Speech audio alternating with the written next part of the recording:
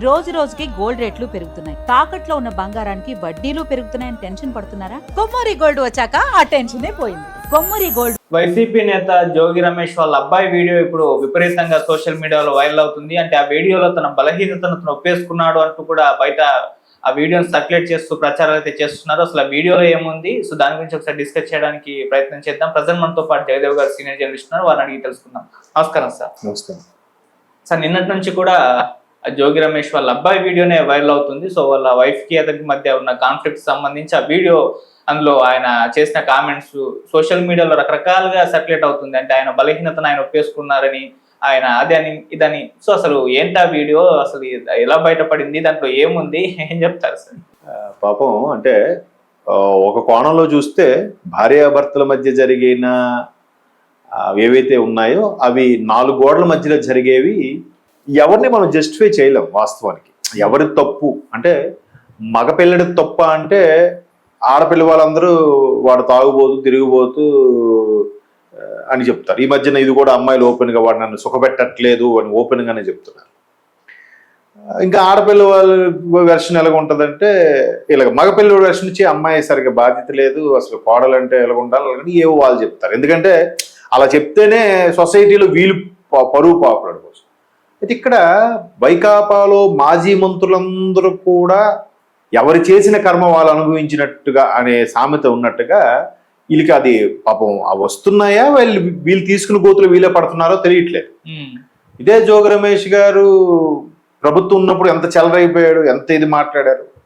కుటుంబ పరంగా కూడా లోకేష్ గారి తల్లిని అవమానించిన వైనం, చంద్రబాబు నాయుడు పవన్ కళ్యాణ్ గారిని అయితే ఒరే పిచ్చి కుక్క, చూడండి భాష పదజాలం అనడం కానీ, అతని గురించి అతని భార్యల గురించి మాట్లాడడం కానీ ఏమైంది ఈరోజు అంటే, ఈరోజు జరుగుతుంది ఆ కుటుంబపరమైనదే.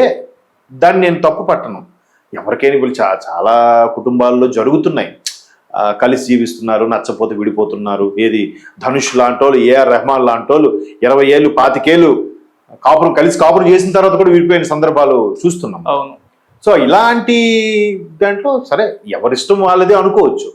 కానీ ఎప్పుడైతే వీళ్ళు గతంలో చేసిన బిహేవియర్లు ఉన్నాయో అవి ఇప్పుడు పాయింట్అవుట్ చేసి, ఇదిరా వీళ్ళు నైజం, ఇదిరా వీళ్ళు సంస్కారం, వీళ్ళు తిరిగి పవన్ కళ్యాణ్ గారిని లోకేష్ గారిని నానా మాట్లాడుతుంటారు. ఈయన జోగి రమేష్ ఎంత దారుణంగా మాట్లాడాడు. సరే అవి పక్కన పెడితే, ఇప్పుడు ఆ వీడియో నిజంగా శాటిలైట్ ఛానల్ వాళ్ళకి ఎలా దొరికిందో కానీ ఓపెన్గానే ఫస్ట్ అమ్మాయి కేసు పెట్టింది. నన్ను చాలా ఇబ్బంది పెడుతున్నారు, పైన ఒక సింగిల్గా రూమ్ ఉంటుంది టెర్రస్ మీద, పెంట్ హౌస్ మీద, ఆ గదిలో పెట్టి అక్కడే ఉండమని చెప్పేవాళ్ళు, నన్ను సింగిల్గా ఉంచేవారు, అలా టార్చర్ పెట్టారు. ఒకసారి పిల్లోతో దిండుతో చంపాలని కూడా చూశారని కూడా ఫస్ట్ స్టార్టింగ్ కేసు పెట్టినప్పుడు ఈ వార్తలు బయటకు వచ్చాయి. మరి ఆమె వాంగ్మూలంలో ఉందో లేదా ఇది మీడియా కల్పితమో నాకు తెలియదు, కానీ న్యూస్లో అయితే బయటకు వచ్చింది. సో ఇవన్నీ నానుతున్నాయి. అయితే నిన్న రిలీజ్ అయిన వీడియో ఆ శాటిలైట్ ఛానల్ మరి ఎలా పట్టిందో, ఎక్కడ ఎంత పకడ్బందీగా ప్లాన్ చేసిందో తెలియదు, కానీ క్లియర్గా జోగి రాజీవ్, ఆయన పేరు రాజీవ్, నాకు నచ్చట్లేదు, ఏదో పెళ్ళైతే ఏదో బాగుంటుంది అనుకున్నాను, నాకు మనశ్శాంతి లేదు, ఎలాగో నేను తన్ని సుఖపెట్టలేకపోతున్నాను, తన్నేమి చేయలేదు సుఖపెట్టి, ఈ పదం ఏదో వాడాడు అక్కడ. దాన్ని మీడియా క్యాప్చర్ చేసింది. ఓహో, ఈ ముందే తెలిసి ఆ అమ్మాయి గొంతు ఎందుకు కోశారు. సరే, పెళ్ళైన తర్వాత కొంతమంది ముక్కుకు తాడు వేస్తే మారుతారన్నది కోణంలో చేశారు అనుకుంటే ఏంటి, అప్పుడైనా సర్దుకుపోవచ్చు కదా, లేకపోతే ఏంటి అని ఒక ట్రీట్మెంట్ తీసుకోవచ్చు కదా. ఇలా చేయకుండా తిరిగి ఈ అబ్బాయిలో లోపాన్ని అమ్మాయి మీద ఎక్కడ, ఎవరు బంగారం ఎవరు అగ్గని వాళ్ళు ఒడిలో వేసుకోరుగా, మన అగ్గని ఒడిలో వేసుకుంటే మన ఒడే కాలుతుంది, అందుకు మన పిల్లల మీద ఎందుకు తోయడం అని చెప్పి ఆ అమ్మాయి మీద నిష్ఠూరాలు వేసి మళ్ళీ కట్టకానుకలు కావాలని అదేని చేశారని కూడా ఆ పోలీస్ ముందుకు ఆవిడిచ్చిన కంప్లైంట్లో చూసాం.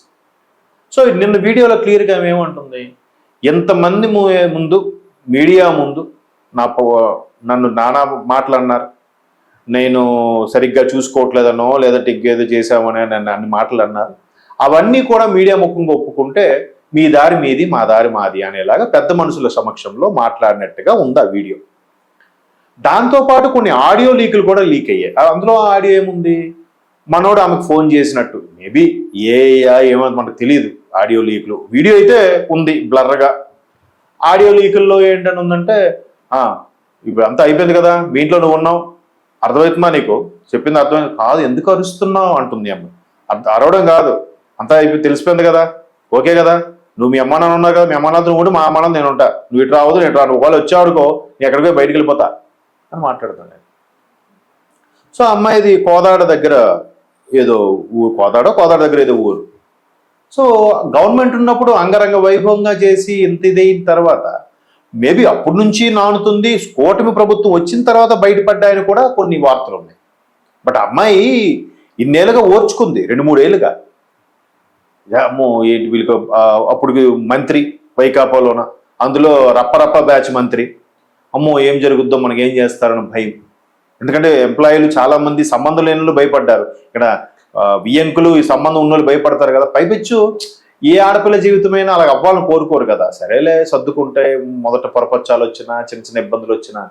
కానీ ఎప్పుడైతే ఈ వీడియో లీకులు ఆడియో లీకులు వచ్చాయో ఇవి మొత్తం ట్రోల్స్ అవుతున్నాయి. ఏమని అవుతున్నాయి, మొత్తం బ్యాచ్ అంతా ఎలా ఉన్నారేట్రా వీళ్ళు వైకాపా వాళ్ళందరూ, ఇలాంటి శాడిస్టులు ఏంట్రా అన్నట్టుగా ట్రోల్స్ చేస్తారు. ఇదే జోగి రమేష్ గారి అబ్బాయి, జోగి రమేష్ గారి తమ్ముడు అగ్రిగోల్డ్ అంబాపురం భూములు ఇష్యూ మీకు గుర్తుందో లేదు. మరి అంబాపురం భూములు ఆ అగ్రిగోల్డ్ లో ఎవరైతే దాన్ని ఏమంటారు ఫైనాన్స్ చిట్టు ఇలా కట్టారో, డిపాజిట్ చేశారో, వాళ్ళు కేటాయిస్తామనుకున్న భూముల్ని వీళ్ళు మళ్ళీ రిజిస్టర్ చేసి అమ్మేశారుగా. మరి ఆ కేసులో ఈయన ఉన్నాడు.